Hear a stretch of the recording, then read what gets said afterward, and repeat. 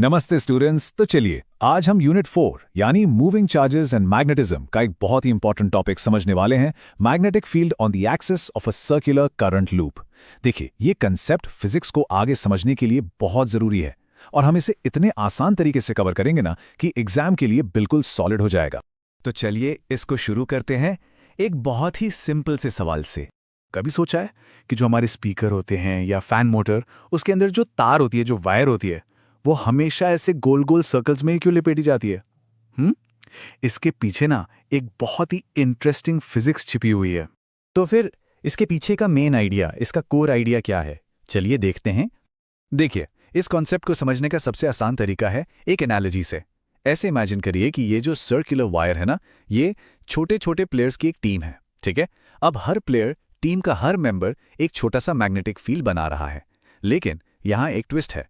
सिर्फ उनका जो आगे की तरफ लगाया हुआ जोर है, ए फॉरवर्ड एफर्ट, बस वही आपस में जुड़ता है, और जो उनका साइडवेज एफर्ट है, दाएं बाएं वाला, वो एक दूसरे को कैंसिल कर देता है। बिल्कुल कैंसिल आउट। अच्छा, तो ये तो हो गई कॉन्सेप्ट की बात। अब इस आइडिया को अगर मैथमेटिकली एक्सप्रेस करना हो तो हमें इसके ऑफिशियल फॉर्मूला को देखना होगा, और ये फॉर्मूला हम कहां से लेंगे? सीधा एनसीईआरटी से। तो ये है बायोट-सावर्ट लॉ। फॉर्मूला देख के घबराना नहीं है, बहुत सिंपल है। dB is equal to μ0/4 pi into I dl cross r cap divided by r square. Basically ये लॉ हमें एक पावर देता है। क्या पावर? कि हम वायर के एक बिल्कुल छोटे से हिस्से dl में जो करंट I बह रहा है, उसकी वजह से कुछ r दूरी पर कितना छोटा सा मैग्नेटिक फील्ड यानी dB बनेगा, ये हम आराम से कैलकुलेट कर सकते हैं। और यही हमारी डेरिवेशन की फाउंडेशन है, उसकी नींव है। ओके, तो अब इस डायग्राम को देखिए। ये डायग्राम हमारा ब्लूप्रिंट है। यहाँ क्या दिख रहा है? एक सर्कुलर करंट लूप जिसमें करंट फ्लो हो रहा है, और हमें फाइंड आउट करना है मैग्नेटिक फील्ड उसके एक्सिस पर, इस पॉइंट P पर। ठीक है, चलिए इसे अब स्टेप बाय स्टेप एनालाइज करते हैं। तो अब टाइम है इसकी डेरिवेशन का, और हम इसको बिल्कुल आसान सिंपल स्टेप्स में बिल्ड करेंगे। तो हमारा गेम प्लान क्या है? बिल्कुल सिंपल है। स्टेप 1, हम पूरे लूप को एक साथ नहीं देखेंगे, बल्कि उसके एक छोटे से एलिमेंट dl पर फोकस करेंगे। स्टेप 2, फिर बायो-सावर्ट लॉ यूज करके इस dl की वजह से पॉइंट P पर जो मैग्नेटिक फील्ड dB बन रहा है, उसे कैलकुलेट करेंगे। और स्टेप 3, जो सबसे इंपॉर्टेंट है, इस dB को दो कंपोनेंट्स में रिजॉल्व करेंगे। एक होगा एक्सियल कंपोनेंट यानी dBx, और दूसरा होगा परपेंडिकुलर कंपोनेंट यानी dB परपेंडिकुलर।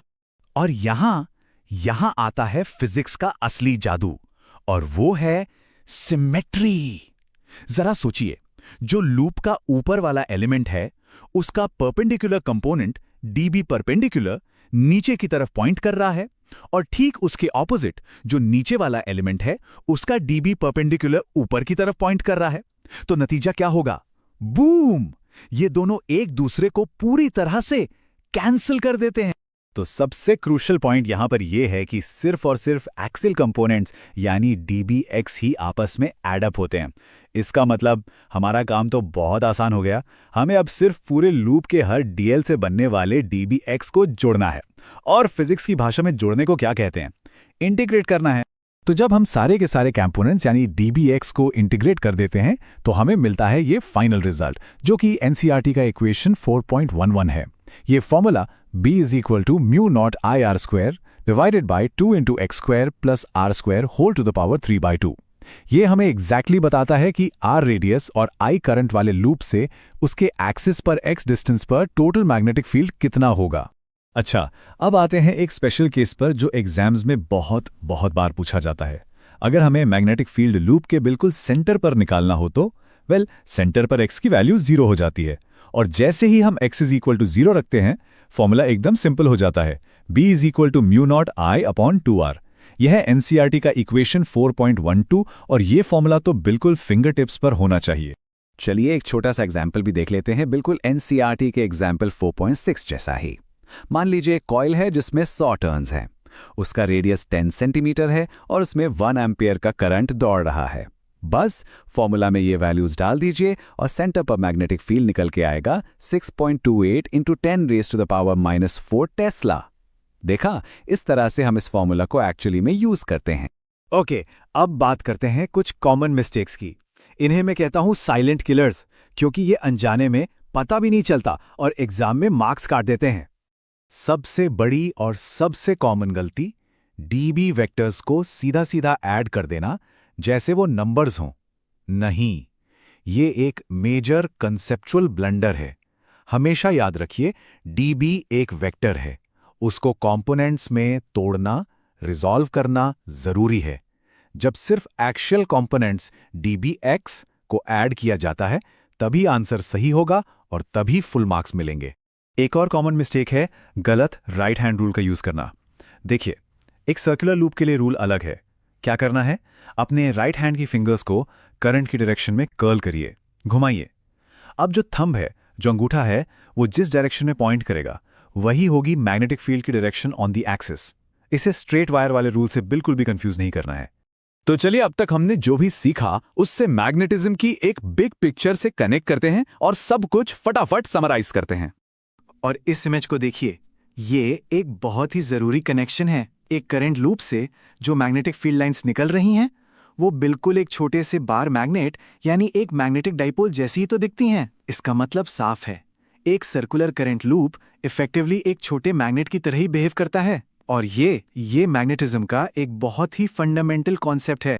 तो एग्जाम से पहले क्विक रिवीजन के लिए बस ये 5 की टेकअवेज दिमाग में रखें। नंबर 1, एक सर्कुलर करंट लूप अपने एक्सिस पर एक मैग्नेटिक फील्ड बनाता है। नंबर 2, एक्सिस पर किसी भी पॉइंट के लिए हमारा मेन फॉर्मूला लगेगा। नंबर 3, लेकिन एट अ सेंटर फॉर्मूला बहुत सिंपल हो जाता है, B = μ0I/2R। नंबर 4, डायरेक्शन निकालने के लिए हमेशा right hand thumb rule use करना है।